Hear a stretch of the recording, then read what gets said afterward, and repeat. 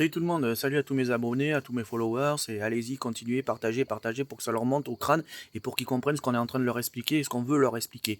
Donc je réponds à Monsieur Le Cornu, d'ici 2030, il veut qu'il y ait 2 voitures sur 3 qui soient électriques. Alors déjà, premièrement, en 2027, il va traverser la rue pour chercher du travail, ça ne sera pas compliqué. Donc le problème des voitures électriques, on va le régler très vite. Euh, Yael Bon Privé, je lui réponds aussi, un leasing social. Mais si t'as pas d'argent, comment tu peux acheter une voiture électrique ou hybride même? T'as pas d'argent, t'as pas d'argent. Que ton leasing soit social ou que ton leasing soit classique, tu n'as pas de pognon, donc tu peux pas le fabriquer.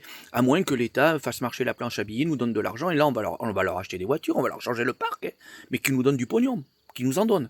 Et n'oubliez pas, est-ce que vous avez remarqué quelque chose? Le gasoil a été toujours moins cher que l'essence. Donc là, qu'est-ce qu'il y a eu? Un tour de magie, un tour de passe-passe pour qu'il devienne beaucoup plus cher que l'essence. Et le prix final, c'est 62% de taxes. On nous demande de faire des efforts à nous. Mais c'est à eux à faire des efforts. Pendant que nous, on les gave et qu'eux, ils ont le cul assis sur une chaise, il faut pas non plus qu'ils se foutent de notre gueule. Enfin, ils savent faire que ça, se foutre de nos gueules, nous prendre pour des cons. Et en plus, ils comprennent pas. Donc, il faut bien leur faire comprendre 62% de taxes. Et quand t'as pas d'argent, t'as pas d'argent. Tu peux pas faire du leasing social ou du leasing classique, ou n'importe quoi, ou une LOA ou une LLD.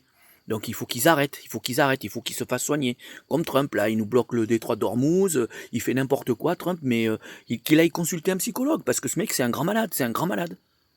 Allez, sur ce, je vous souhaite une bonne journée.